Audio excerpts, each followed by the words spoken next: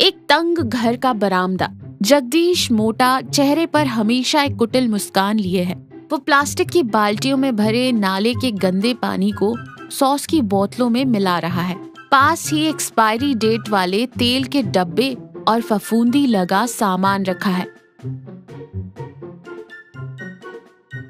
उसकी पत्नी बसंती पूजा खत्म करके आरती की थाली लेकर बाहर आती है। जगदीश की हरकत देखकर उसके चेहरे पर गहरी चिंता और डर दिखाई देता है। बसंती निराश और दुखी स्वर में कहती है, अजी सुनते हो, सुबह सुबह भगवान के हाथ जोड़कर कोई अच्छा काम शुरू करना चाहिए, पर आप फिर से इस धोखेबाजी में लग गए। परसों तक वो सड़ी हुई पत्ता गोभी इस्तेमाल कर रहे थे। कम से कम आज तो ईमानदारी से व्यापार कर लो। अब सीधे इस गंदे पानी को सॉस में मिला रहे हो। क्या आपको लोगों की जान की कोई कीमत नहीं? जगदीश झुंझलाते हुए कहता है, तुम्हें बस पूजा करना और भगवान के सामने बैठना आता है, व्यापार करना नहीं बसंती। बाजार में एक सॉस की बोतल खरीदने जाओ तो 30 रुपए लगते हैं। वहीं अगर ऐसे पानी मिला दूं तो एक बोतल से 4 बोतलें बन जाती हैं। मुनाफा कैसे आता है तुम्हें पता है? चाउमीन खाने वालों की जीभ मिर्च मसाले से सुन्न हो चुकी होती है। उन्हें इस पानी वाले सॉस का स्वाद भी अमृत जैसा लगता है। वो कुछ नहीं समझ पाएंगे। तुम अपना मुंह बंद रखो। बसंती आंखों में आंसू भरते हुए कहती है, लोगों को बीमारियां लगेंगी जी। हम उन्हें खाना नहीं, कच्चा जहर परोस रहे हैं। जवान औरतें, बच्चे और बुजुर्ग आकर खाते हैं। भगवान हमें देख रहा है, वो कभी माफ नहीं करेगा, एक दिन जरूर सजा देगा।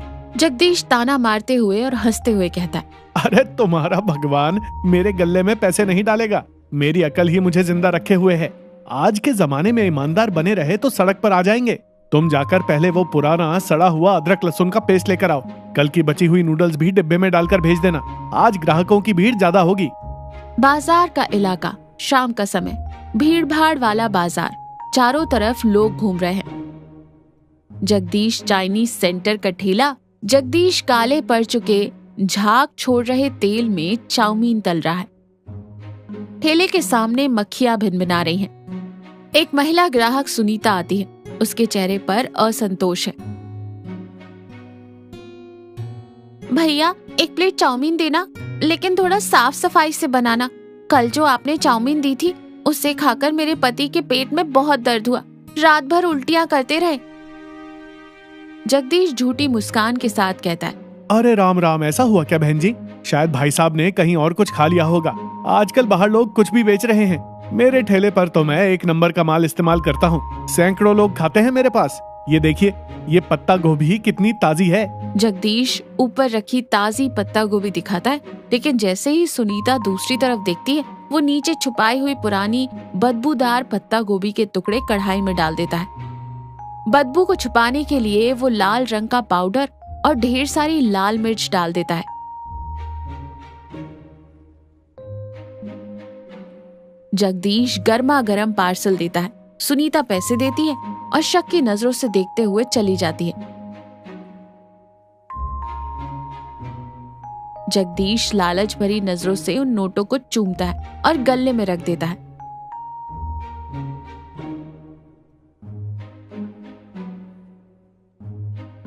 अगले दिन सुबह पूरे बाजार में त्योहार जैसा माहौल है।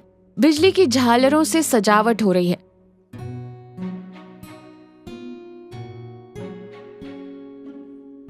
पास के शिव मंदिर के पास महाशिवरात्रि मेला लगने की घोषणा ऑटो में लगे लाउड स्पीकर से हो रही है। सभी भक्तों का स्वागत है, 3 दिन तक विशाल मेला, ये शब्द गूंज रहे हैं।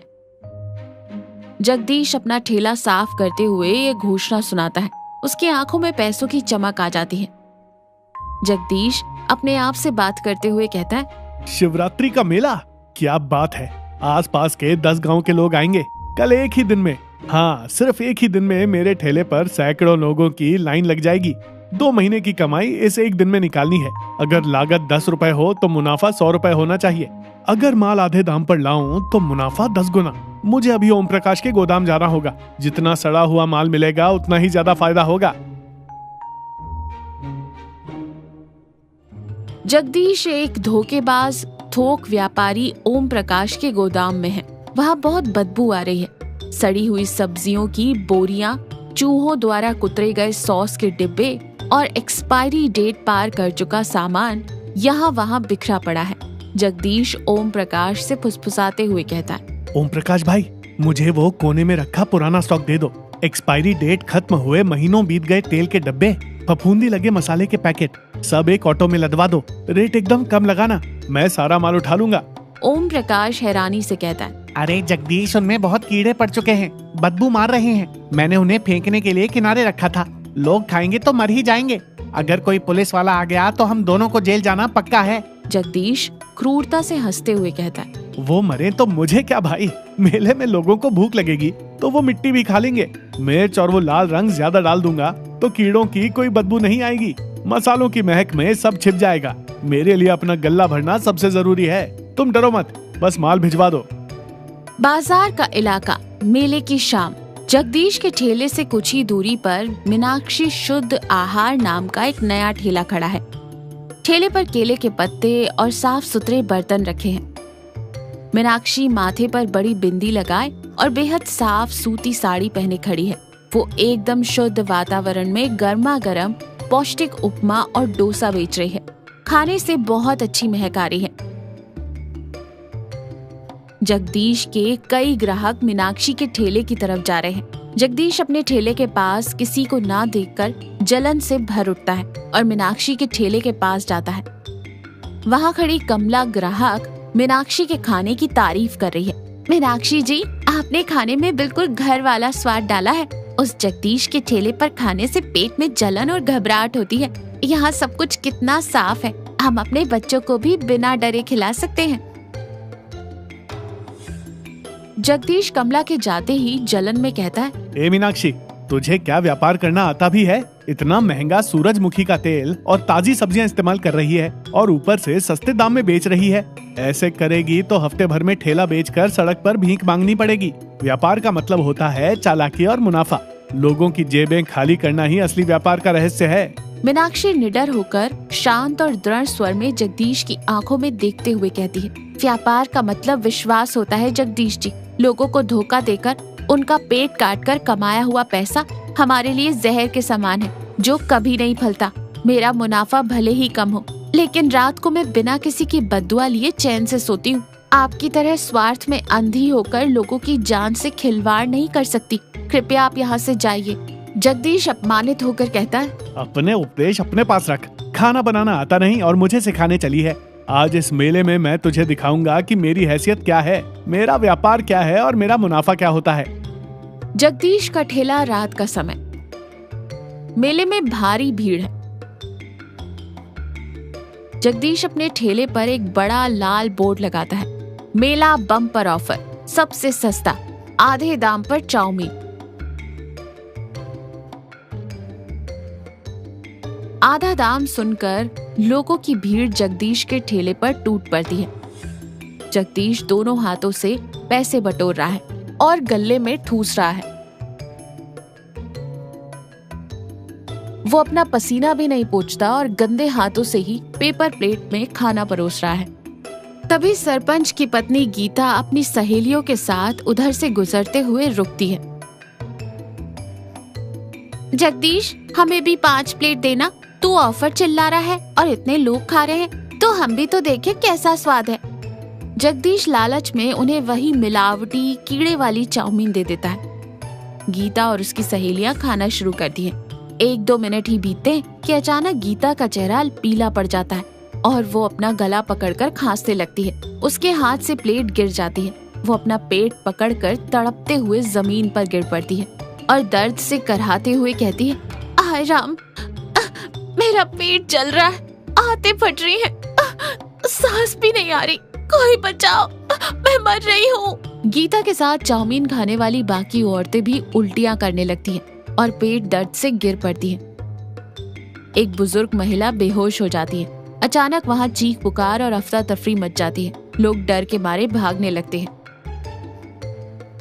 भीड़ भयानक गुस्से में जगदीश के ठेले को घेर लेती है। कमला और सुनीता भी आगे आते हैं। सुनीता को जगदीश की धोखेबाजी पर पहले ही शक था।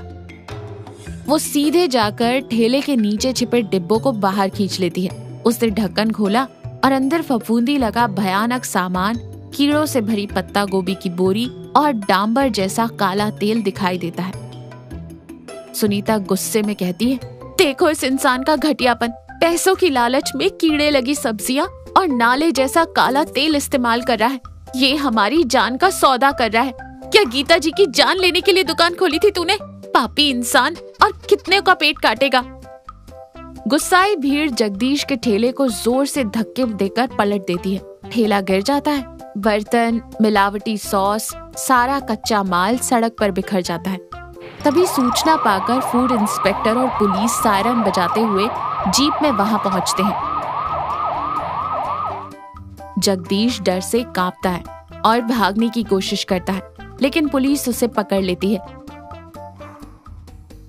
भीड़ में से जगदीश की पत्नी बसंती रोते हुए आगे आती है। मुझे माफ कर दीजिए, मैंने हाथ जोड़कर मिन्नतें की, भगवान की कसम दी, पर इन्होंने मेरी एक नहीं सुनी। इनका लालच और इनका अहंकार ही आज इन्हें इस हालत में ले आया है।